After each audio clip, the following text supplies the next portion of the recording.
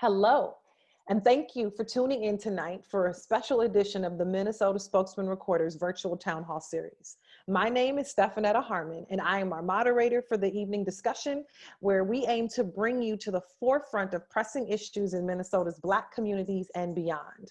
Tonight, we're going to take a look at how protests and marches continue to be a part of and shape our communal response to social injustice and civil unrest. As we all know, George Floyd's killing, death in May sparked a collective response that continues to rage as communities reignite the vigor and urgency of the 50s and 60s civil rights era. Just last week, tens of thousands took to the Capitol for the 57th anniversary of the March on Washington. Many who attended that first march took the streets once again with demands that mirror many of the same issues 6 decades later. And so this evening, we brought together two amazing personalities, individuals, long-time and storied civil rights leaders and activists within Minnesota, to give us some perspective on how we got here, the unique challenges that that they faced, and their thoughts on this next generation, what our struggles look like, and what seems to be almost like a broken record on repeat for generations and across generations. So we have this evening, I just want to say welcome to historian Mahmoud El-Kati, who's a professor, lecturer, author, commentator on everything that is Black. Dr. Josie Johnson, who continues to make strides in education. She started off lobbying for fair housing and equal opportunity employment, and continues on today as a staunch human rights, civil rights, political activist, and they're both here today. And I just want to say welcome and thank you. Thank you for joining in this conversation. So Elder El-Kati, Mahmoud, thank you so much for joining in on this conversation. I would love for you at this moment just to kind of give us a historical perspective on where we are now as in terms of the marches and people taking to the streets as it compares to when you were out and when you first started in the movement. Well, thank you first, and good morning, Stephenetta. Good morning, yes. This discussion, and Frederick Douglass taught us that this discussion will go on. I want to say to whomever may be listening to or viewing our program, is I am suggesting anybody that I know to pick up this book. It's Caste, C-A-S-T-E, by Isabel Wilkinson. You know, this is one of the moments that I wish I had money. I would buy everybody I know this book, because I think she has her finger on the pulse.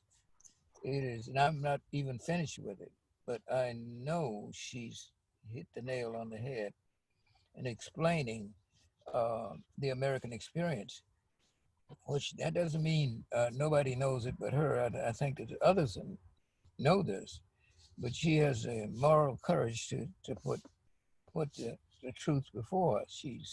She's following the dictates of Hugo. Speak loud, tell the truth, shame the devil, get free. This is what the book says to all of us, Black and white Americans and other people who are interested in this important story that has so much to do with the world as the United States of America, and that Black people are at the very center of this story. Everybody knows, but they don't know at the same time. And people don't know because they don't want to know. Anyway, she recast this book as what I think it is. It calls the story of Black people in the United States of America as a caste system. That's what I've called it, C-A-S-T-E. It's not segregation as we call it. That's not wrong, but or many of these names that we've given the story of Black people's struggle. But it's a caste system, and she parallels it with India with really substantial evidence. And she cites the 4 greatest castes, the one we all know about, the caste system and the untouchables in India. but she also cites Nazi Germany, the United States of America, South Africa, Australia, as models of caste. And what caste is not what Black people think they are in. Caste is a hereditary condition. Mm-hmm. The condition into which you are born is the condition you die. And then Black people, as we know, we and other people know, are not free people. And the caste comes out of the way the system was set up from the very beginning of this story called this republic, the United States of America. Color, and it didn't come to the founding fathers all at once. It's a part of a larger story. I mean, America, racism wasn't born in America. It was brought here as a part of the movement of the West, the great conquest, discovery of the New World, capitalism, all happened about the same time. They're parallel developments. Capitalism, um, the Atlantic slave trade, which was the biggest business in the world, and at the base of it was Black labor. And a lot of things had happened before they got off Front Street, got generated. Of course, this tremendous, great example, the best example, the worst example, if you wanted, the most widespread example of genocide in the modern world, with the indigenous population being wiped out. You know, Mm-hmm. 600 different nations were here when the European, that is the Englishmen, arrived on this part of what we call America. And now there are only 300 nations left, and many people have been destroyed. That's a part of the huge tragedy. And then the African people were brought into this story at the very beginning of the first page. This stuff goes on. Black people have been a part of the American story for 12 generations since Jamestown. And while whites, we don't label white people as nothing other than human beings, but this is a terrible, horrifying thing which has affected most of the world. And we don't want to get into race thinking about this. This happened, and then she gives a good explanation of how it evolved into this powerful story that has always been here and will always be here until it's challenged, and we, the human family, destroys this. It's not just up to Black people. It's the whole family. And some people are beginning to recognize this. And one of the major distinctions between this and the civil rights era of the same movement, it's the same movement, is that it is more, in some ways, organic than it was. I mean, it's growing people. It's never been this vast, the participation in this movement of Black, inspired by Black people. Other Mm-hmm. people outside of traditional civil rights people are involved. A level of white people who weren't involved, the traditional liberal was, it's gone beyond that. It's spread throughout the Western world and a little bit of Asia. So everybody kind of understands that Black people are people in the belly of the so-called democracy, are going to be, if we're going to have a new era in the world, if human family is going to take a new leap, it has to be Black people. We can't Okay. give up. We got to find some courage from somewhere to challenge the doctrine of white supremacy. We have, it's the courage. Everybody knows there's a right and wrong to this. Mm-hmm. Everybody in the world knows that Black Americans have been wronged by what they now call systemic racism. It's just in in Paul Roberson's day, we call it the white power structure. That's what it's called. And everyday working class Black people call this structure, what they call systemic racism, as the man, not as Mm-hmm. a man. They're talking about the institutions. And of course, in Black Panther rhetoric, they call it, what they saw it from their eyes, is that the avaricious pig power structure. It's the same phenomenon. It is a system which oppresses Black people. It is a system which has eliminated half of the indigenous population. That's a huge fact that we cannot ignore. We cannot ignore. And I think that all freedom-loving people who really want the human family to be free need to let us tell our story. And that's what has happened in America, is that Black people have been suppressed, their story, and anytime it emerges in the body politics, things change. You can't deny that, and it makes it better for everybody. Every group has an axe to grind, every group who's marginalized by the American system benefits from this slave story, which is gradually surfacing because it's the bottom line. Mm. If Black people are free, there's no longer any discussion. If you defeat white supremacy, then all people are free, including white people who just think they are free. I don't think that's freedom. What they have is to say that I have to suppress the world in order to be free. I have to be taught to hate people who've never done anything to me.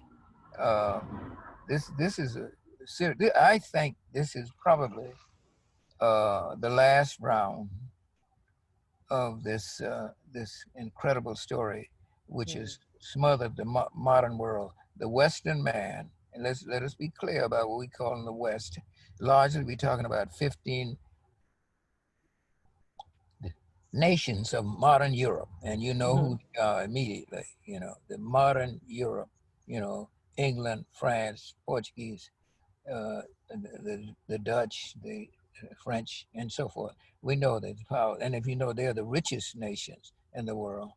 And Walter Rodney was right in his story, his history of the underdevelopment of Africa by the development of Europe. As Africa, 600 or 700 years ago, Africa and Europe are about the same stage of development and economics and across the board, different system.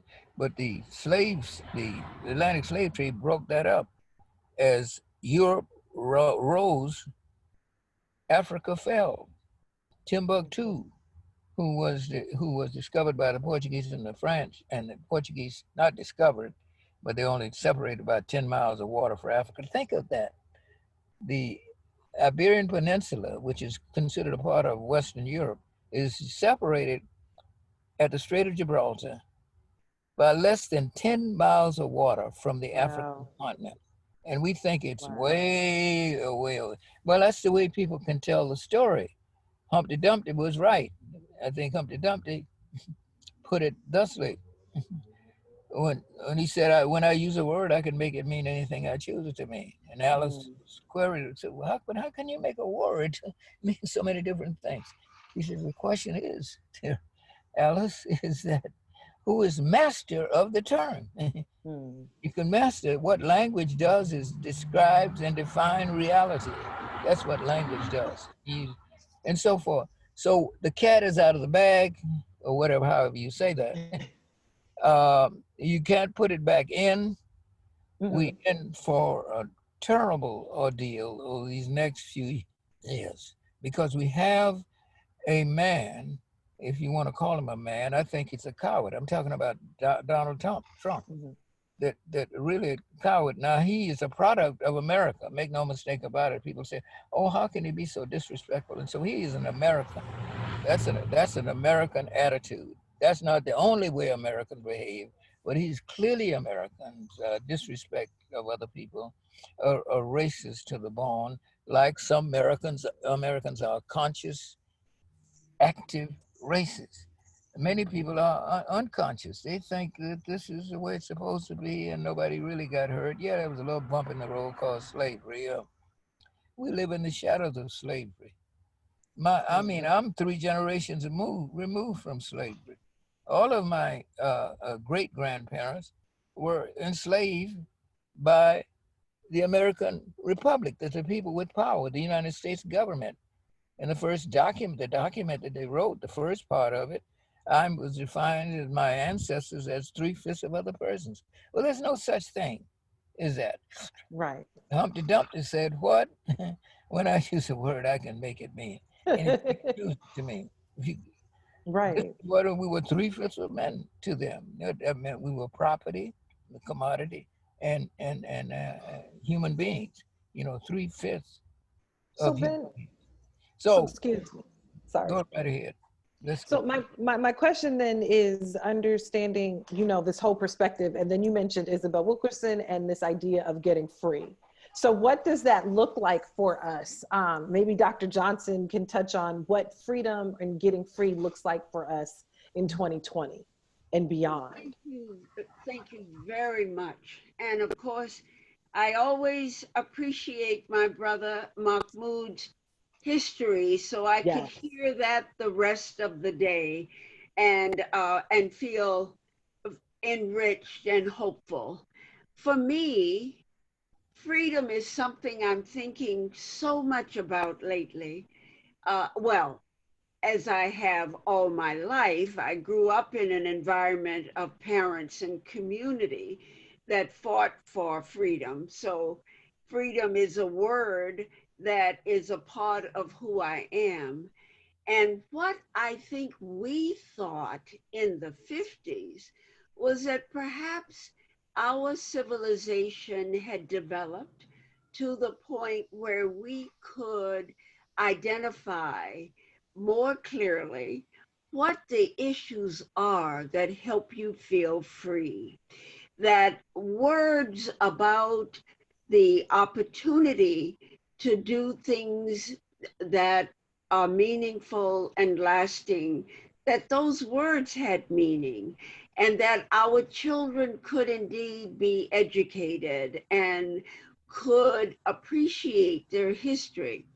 Having been active in the 50s, where we tried some of these things in passing laws of fair housing, equal job opportunities, education for all of our children, trying to create an environment that reflected the ancestral training that we have been lucky to be exposed to, and then to learn that you can pass laws, but they don't necessarily get followed. So, Mm. having passed a fair housing law in 1962, having passed an equal education opportunity in 1954, to look at the issues of equal access to quality opportunities in employment, and to find that here we are Mm. in 2020, and we are still fighting for those same sets of items that we identify as equal access. We're here in a state, Minnesota, that had a very high reputation in quality education. Minnesota now is at the bottom of the academic ladder of success. We fought for fair housing and job opportunity way back. And here we are in 2020, and we're still finding, even, I don't mean, I want us to acknowledge that we're all talking about this moment in the pandemic when Mm. we're all unable to get out and do the work that I'm referencing right now. But I want us to remember we're talking about before the pandemic. The pandemic only added to the stress and the sense of lack of fulfillment. These things have been true forever. So, right now, if we get through this and can get our children back on the path of education, and right now, as an educator, I am very troubled about what's going to happen in the whole field of education. All of these new experiments that are being tested.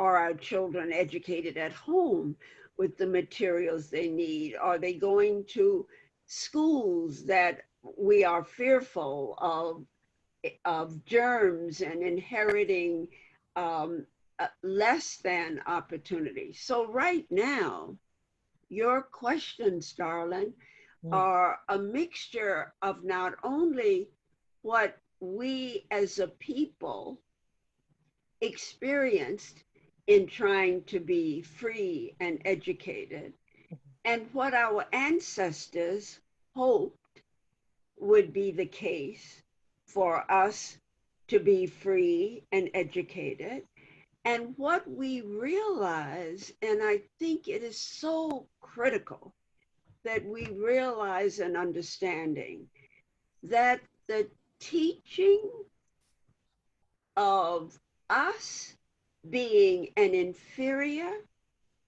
people has been so deeply etched in the rationale for creating the laws of denial and justifying the lack of respect and opportunity, that even with all that we have observed and all of our historians, Wilkerson and Franklin and all the others who have tried to articulate what's going on in America, for us to have a clearer notion of where we must go and what we need to do for our children.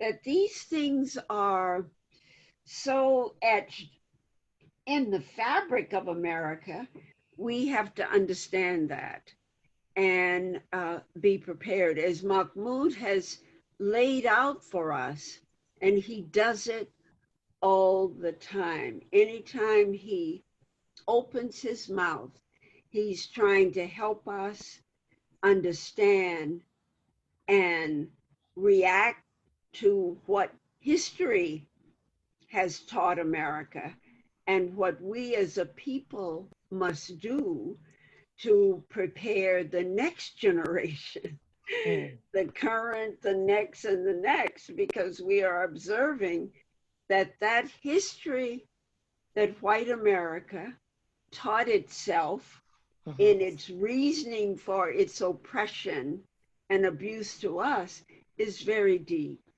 And Black people today, I believe, know that. They just have to have the kind of mechanism that suggests that knowing it is one thing, acting on it is another, and the teaching of who we are and our history is something that is absolutely critical for my great-grands and for all of us as a people. Remind us who we are, from whence we've come, and the struggle that we have endured all of these decades. And Mahmoud is our historian, as our storyteller, as our example, is one that we have got to make sure his voice is heard, that our children hear and get the kind of encourage and enthusiasm that our ancestors had, that brought us to a point of really believing, even though we have example after example, that the teaching of us as an inferior people is so deeply etched in the fabric that it's going to take the kind of courage of the next generation to keep on keeping on, as my father would say. Okay. Well, thinking about that, thank you so much for that perspective on how we push through in terms of what freedom looks like. Minnesota has such a strong history of, for Black Minnesota, to be very specific, has a very strong history of taking to the streets, of being able to change laws, of making impact, just in spite of the disparities that, you know, plague the state. And of course, hindsight is 2020. So the work that you've been doing, both of you collectively, in educating, in mobilizing, in unifying, what do you see that as you were organizing, especially because Elder El-Kati said that right now it's a little bit more organic, before it was more intentional. What do you see as maybe things that you wish you had touched on or paid more attention to in your efforts, so that the younger generation or this next generation can pick up that mantle and not make those same oversights per se? So who would... I think that for quite some time now, all of the relevant facts about this story has been laid out. Okay. Sometimes, you know, by people who came before us, the uh, Dr. Du Bois, Carter G. Woodson, Mary McLeod Bethune, and so many more Black people who've analyzed this question. Yes. And it's, to me, it's satisfactory. All the facts, the relevant facts, have clearly on the table. People know this. It's the big elephant in the room.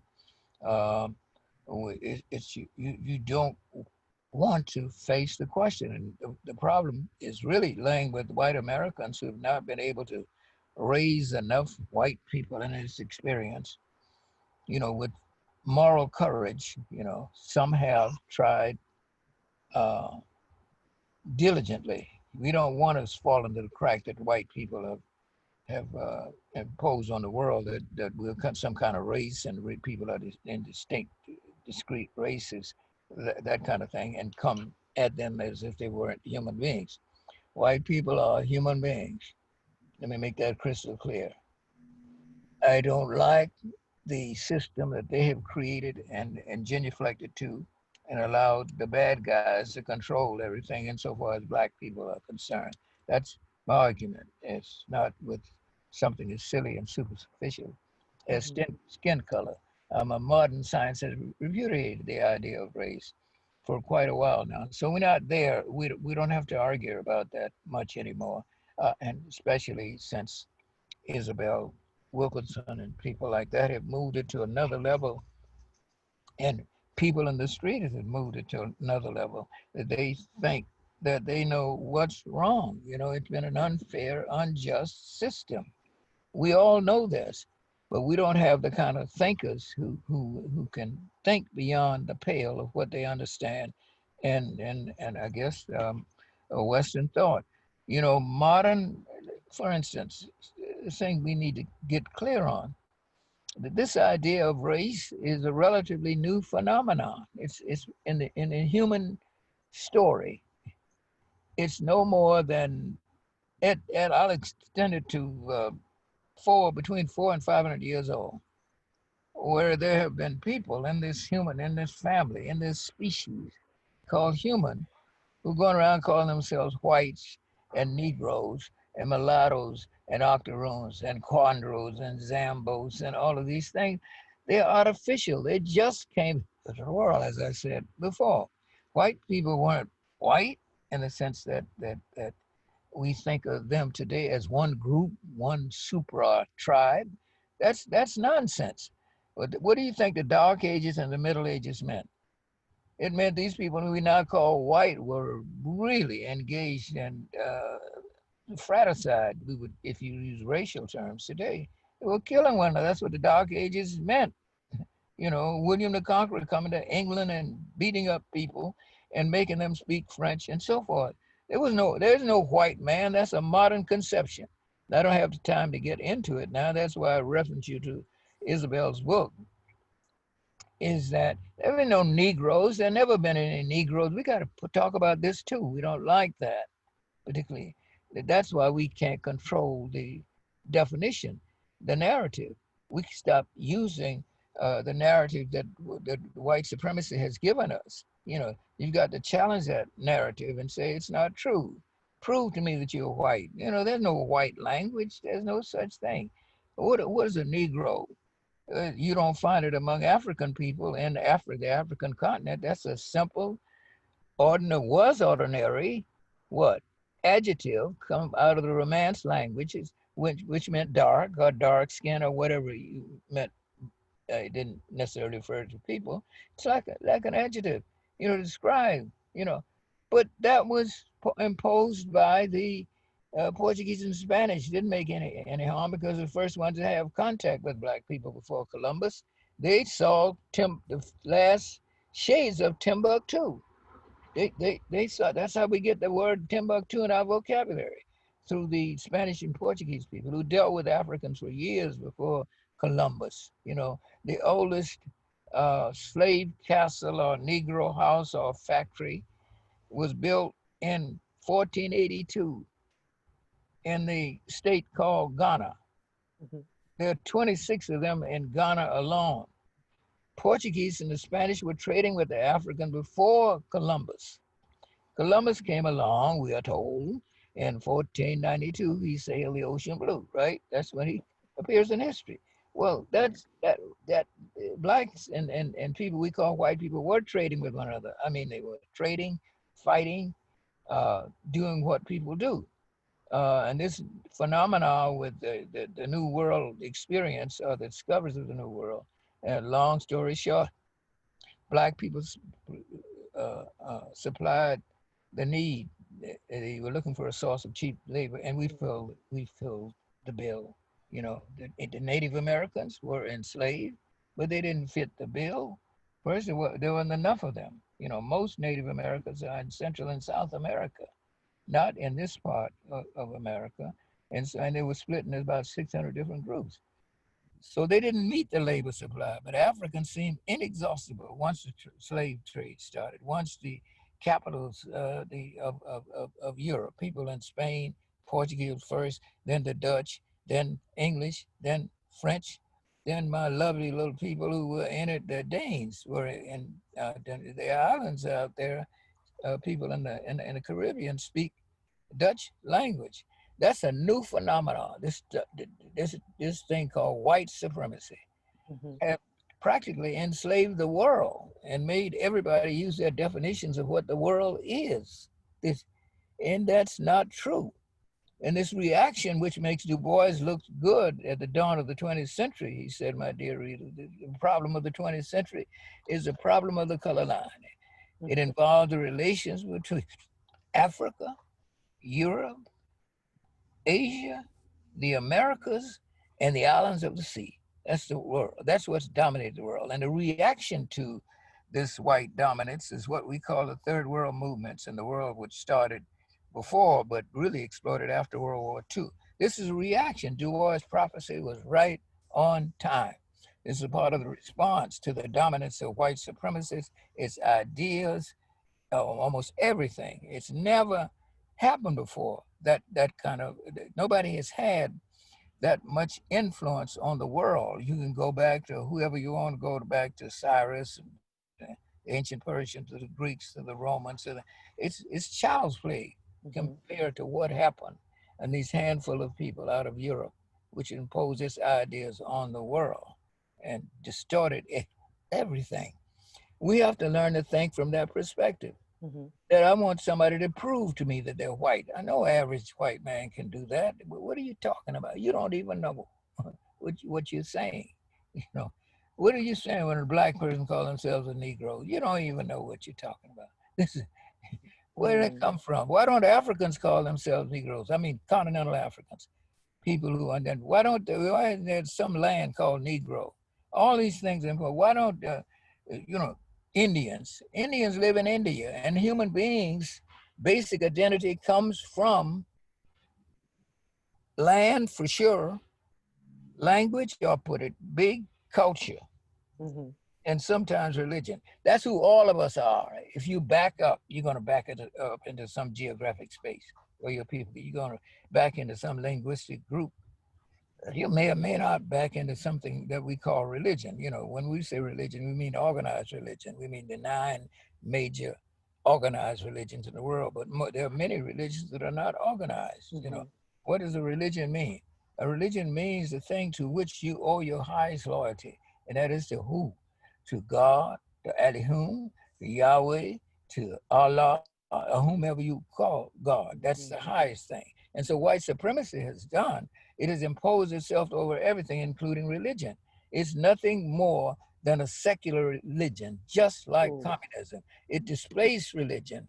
And if religion is the thing to which man holds his highest loyalty, in the experience, the modern experience of European, you owe your highest loyalty to this myth called race. And religion is subservient to race. The people who stand with Trump in front of the church the other day, you know, he got the religious people holding the Bible upside down. Well, who are these people? They're not serious. They're not Christians like Martin Luther King was. They're nothing more than subterfuge for the maintenance of white supremacy. That's what I'm saying, white people, clergy. That's what they are. They're subservient to the doctrine of white supremacy. That's the real religion, the thing to which you owe your highest loyalty. That's what that is. There are people who know this much better than me, and we need to talk about it. We need to challenge the whole notion of the narrative of the West and what the United States. Look how people explain the South. The people explain the South through white voices, as if black people were there. And people accept that. Americans accept the South. Look at the idiocy and the nonsense about the Confederate flag. That people forget the Confederates were the enemies of the United States. Are you going to say this is what white supremacy has done to people's minds? Right. Yeah, go ahead. I'm sorry. No apologies. I could be on here for hours with you too. Right.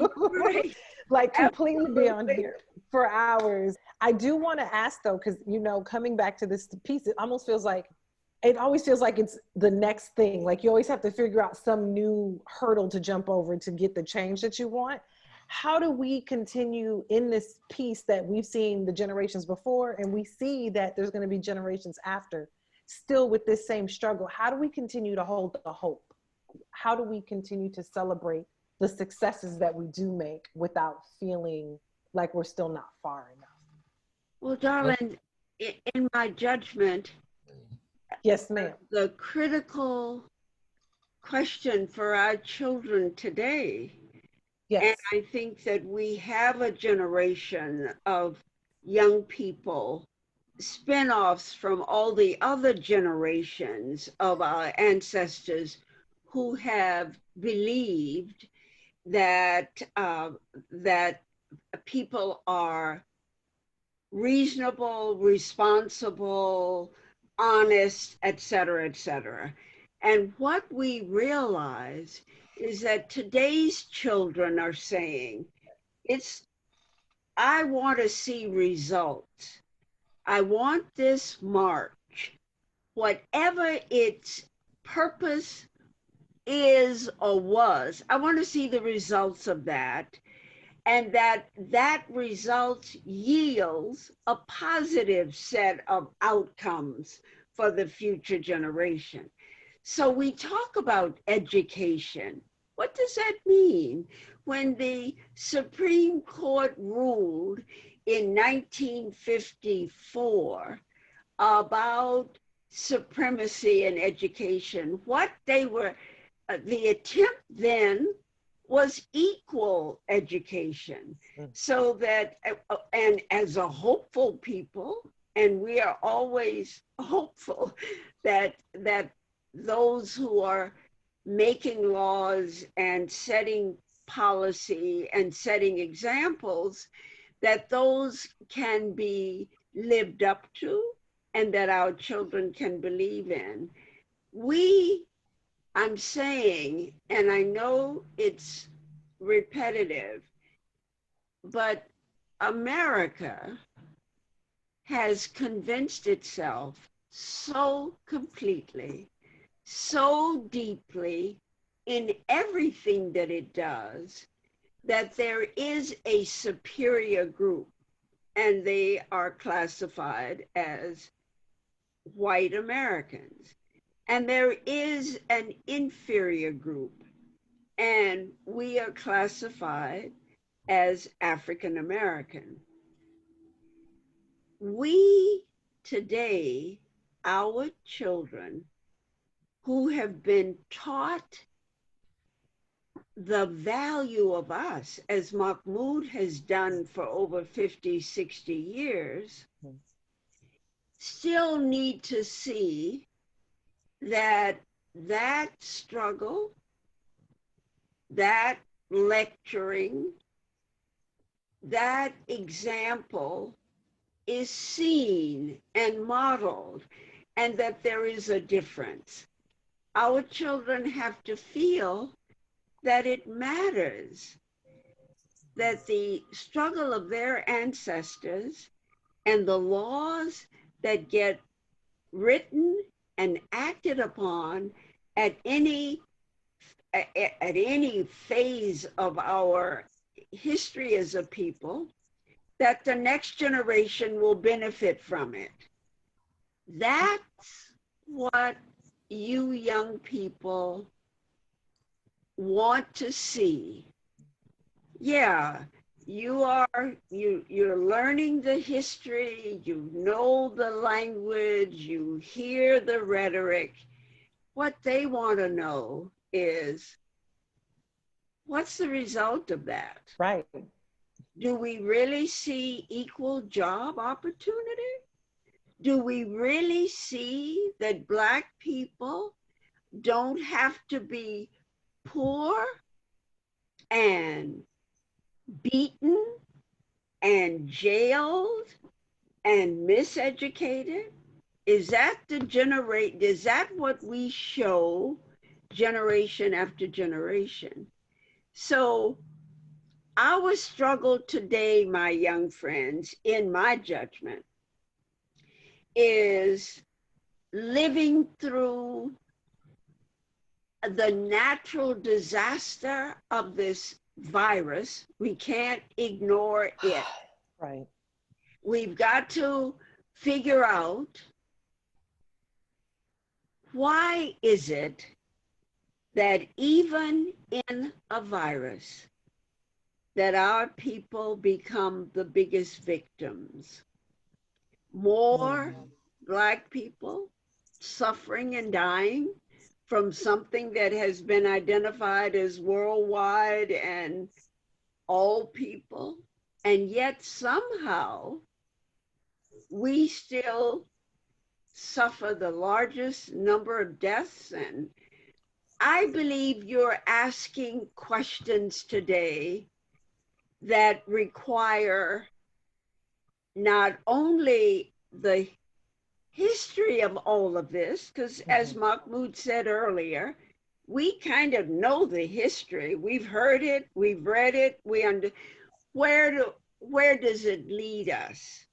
And how can we prove to our children that killing each other is not the answer, and that what our ancestors tried to teach, love, respect, and protection of each other, and doing the study that the ancestors did. I keep remembering that our great ancestors tried to teach us to read and to write, even during slavery and plantation periods.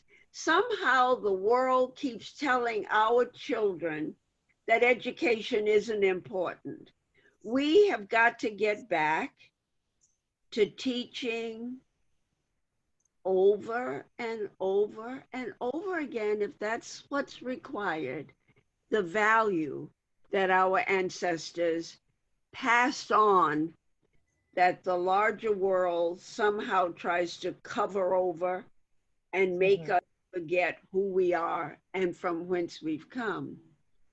So the struggle of your generation, darling, is one to pick up on what your ancestors tried to teach and make it in the language that your generation understands and will be willing to continue the struggle of the ancestors that Mahmoud reminds us of our great scholars and those who sacrificed for us, and pick up that period of the Reconstruction period when Black people believed in something about work, education, struggle, history, and proved to be what we know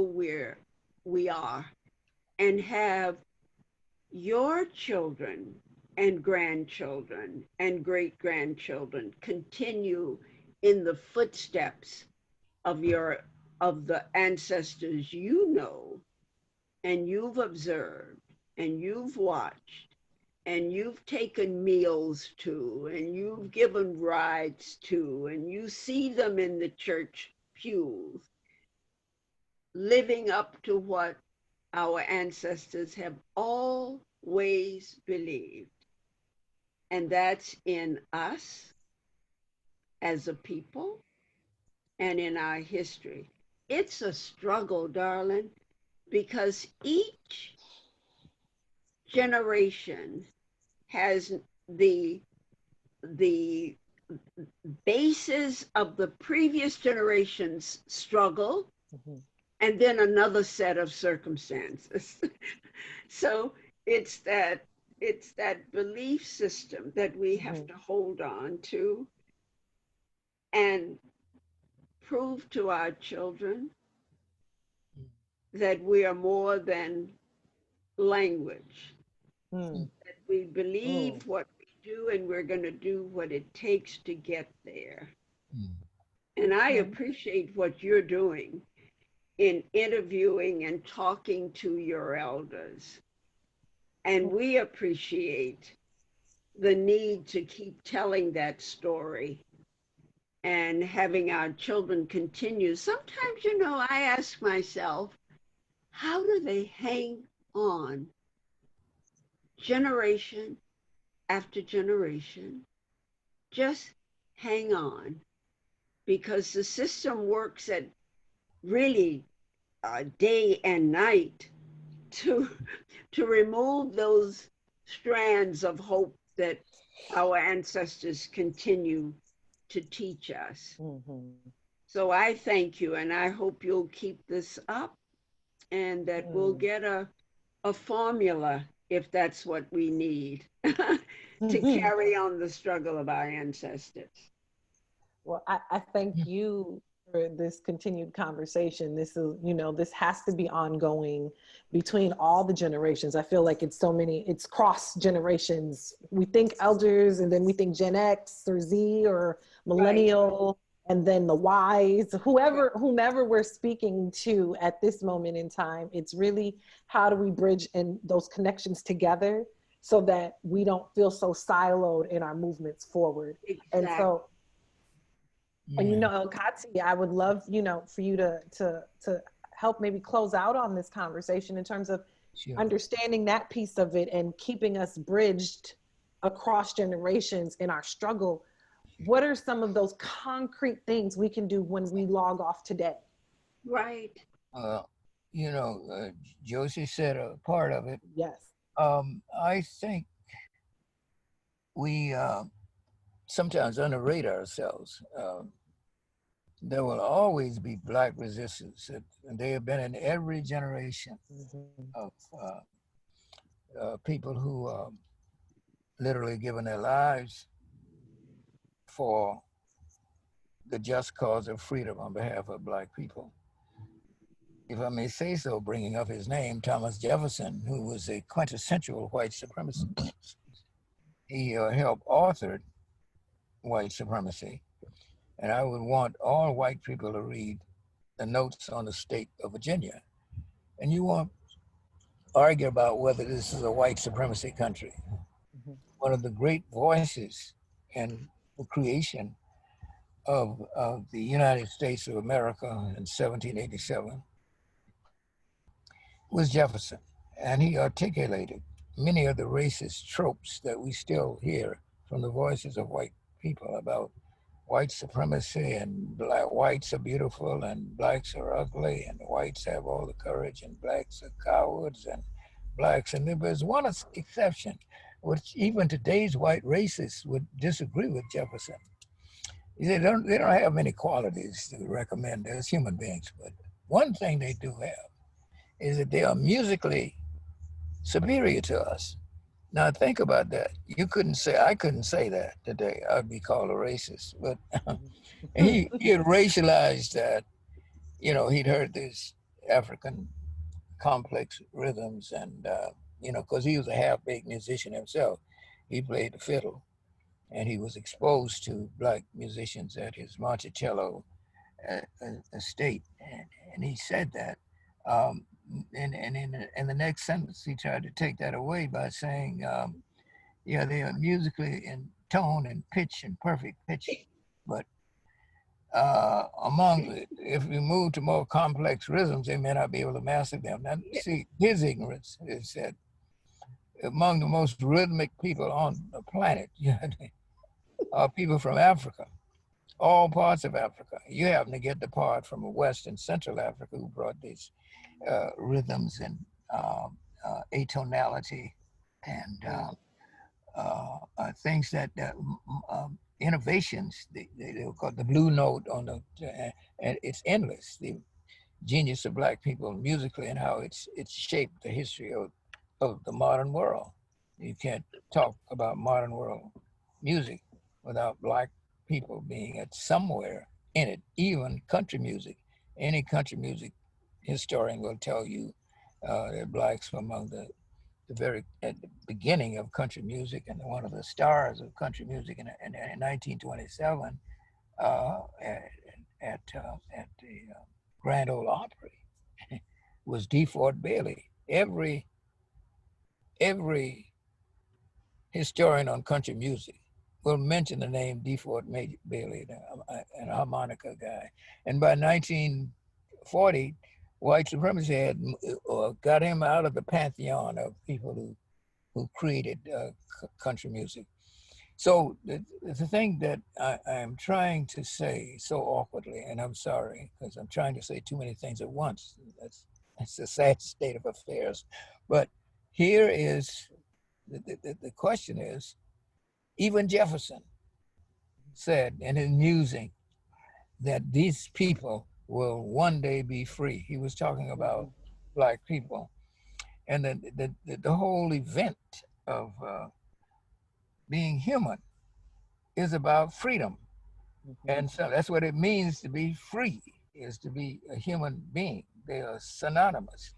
And at different stages of history, certain people gain their freedom.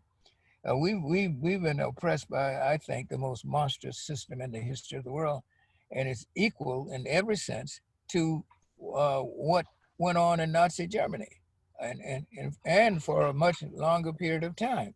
This system has been a cruel system, and it's a paradox, as one of our fathers, Jimmy Baldwin, says. It's a paradox.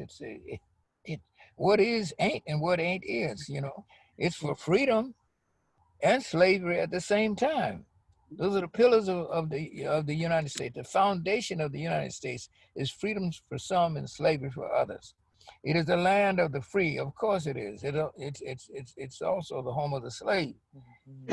Those are, well, you can't deny that. Those two things are true. And if you use the myth of race, which is nothing but a myth, it's not a myth. It's always grounded in some reality. But what matters is whether it's true or not. People believe it anyway.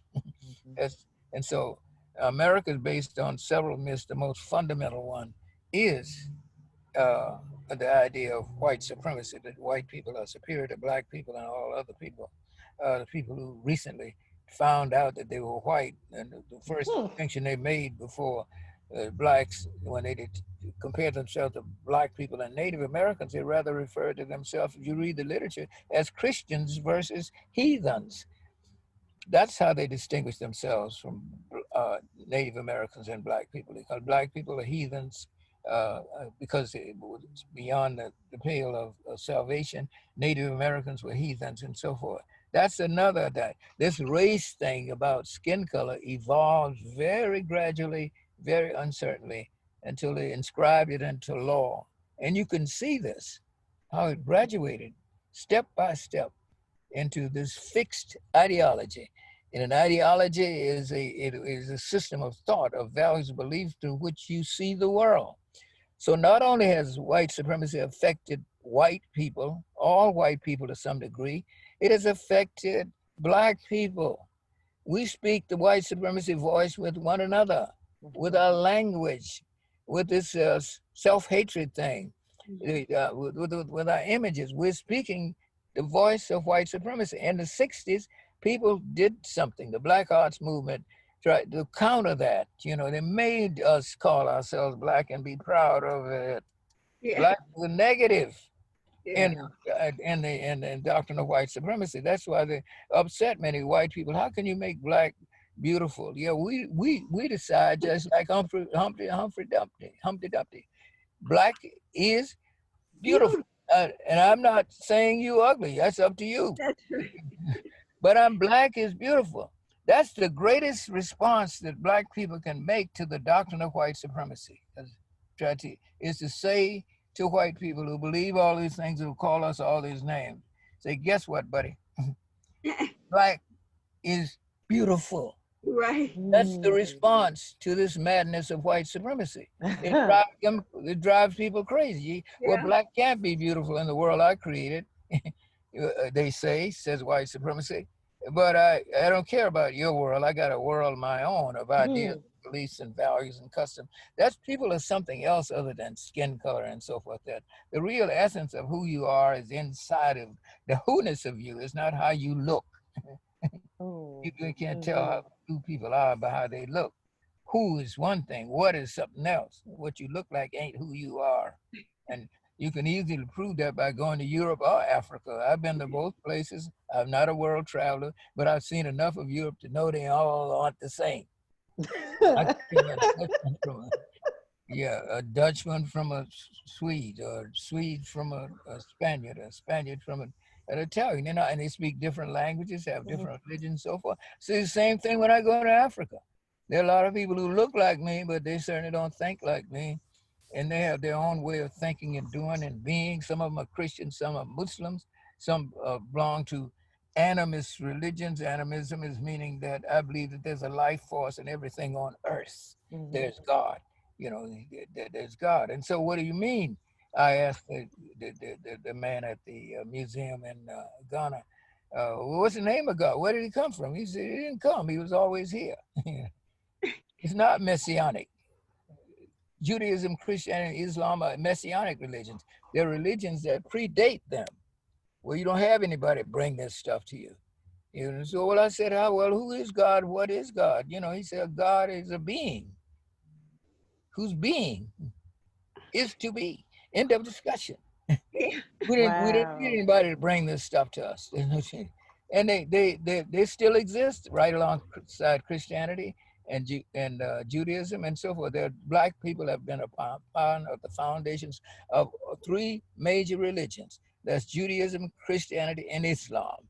But when whites made religion subservient to the ideology of white supremacy, when they're black, what are you talking about? Why? How can a white guy, they reduce God to a human person and made him anthropomorphic, gave him human form. No other religion has done that of the major 9 religions of the world. None knows what is God, but they reduce God to somebody who looked like a Frenchman or German or Englishman. That's not true. That's something that the guy painted for the Pope, and he has his uncle to pose or something like that. That's how you get these images of people. But no other people claim no Jews don't claim that. Muslims don't claim that. That's why you don't see any images of God script. You can't do that. That's ungodly to do that. It's disrespectful to God. So we have it right.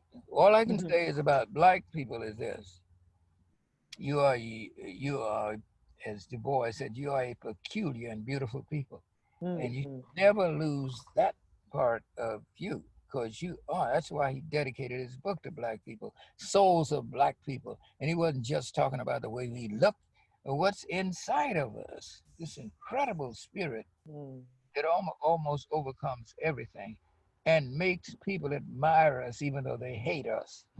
This is an incredible thing that this dynamic between what we call white people and what we call black people, who are the African people in the modern world come largely in the West from West and Central Africa, not everywhere. Although I insisted that black people could be from anywhere in Africa, but we know the bulk of them come from Central and West Africa.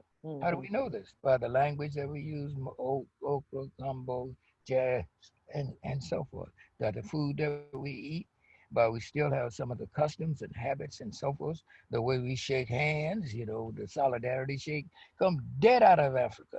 And we're not conscious of that because of the doctrine of white supremacy imposes itself over us. And we are what Du Bois says. We have dual vision, to one, we are what we should, it's a peculiar sensation seeing yourself through the eyes of others.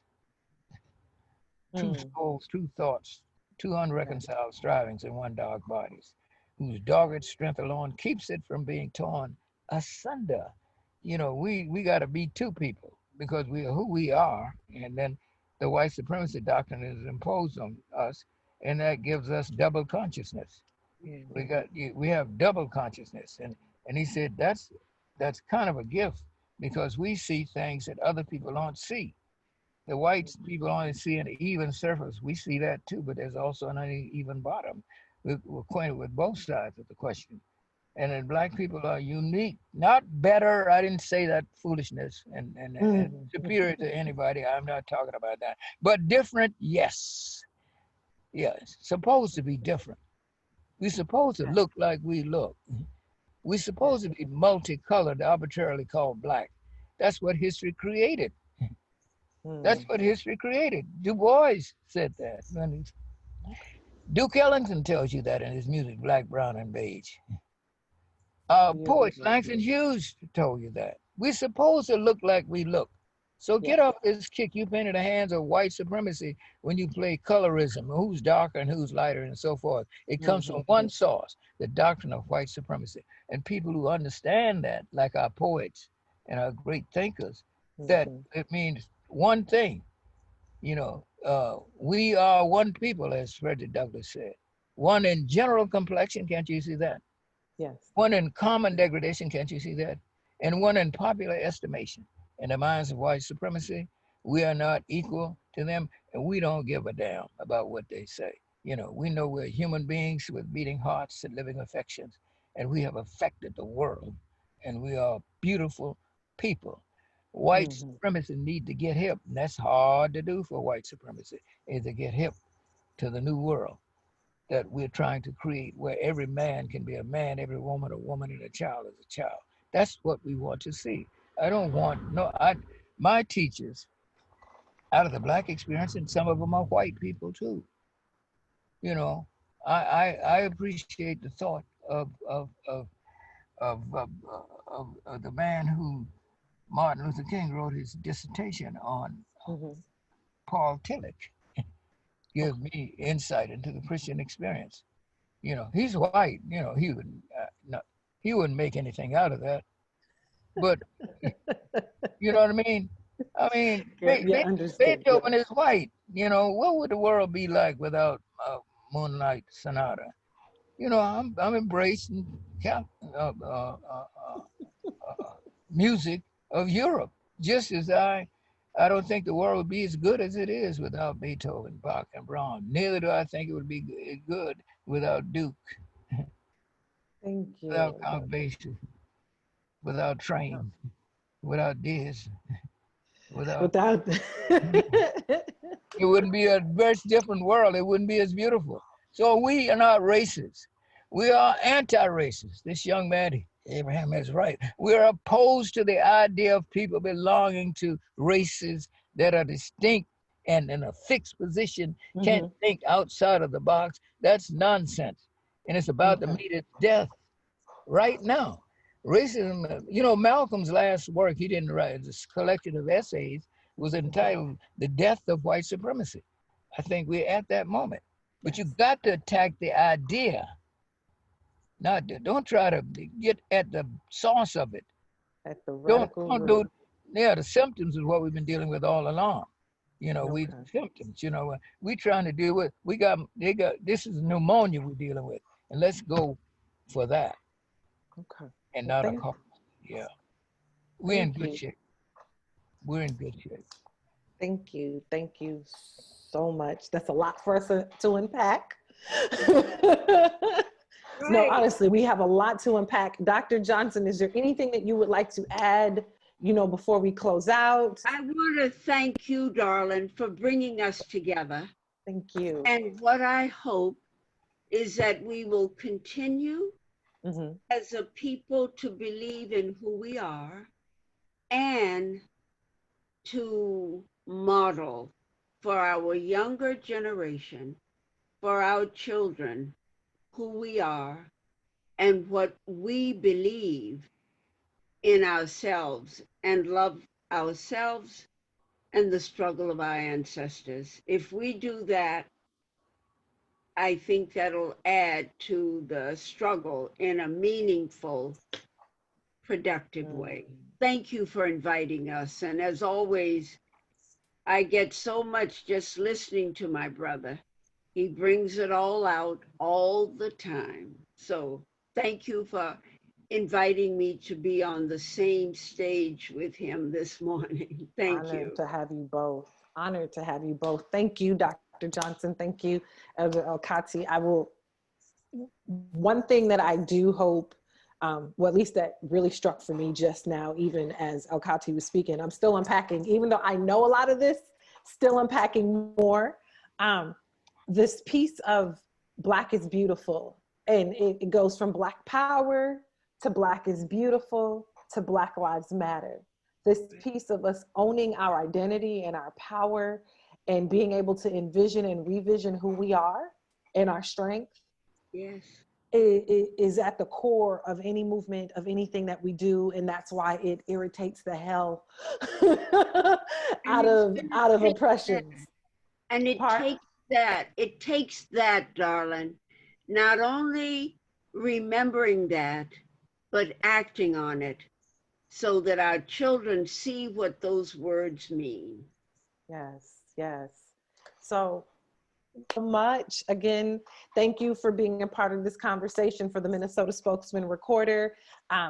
This idea, a conversation around elders protest movement and how you have really impacted and shaped and continue to inspire and motivate and move us. I am grateful for these continued conversations. I hope that whoever's tuned in today is taking a whole lot that they can chew on, a whole lot that they can digest. What I want you to know is that you're dealing, I knew the director of Spokesman, Cecil was the first, and let's always remember our history.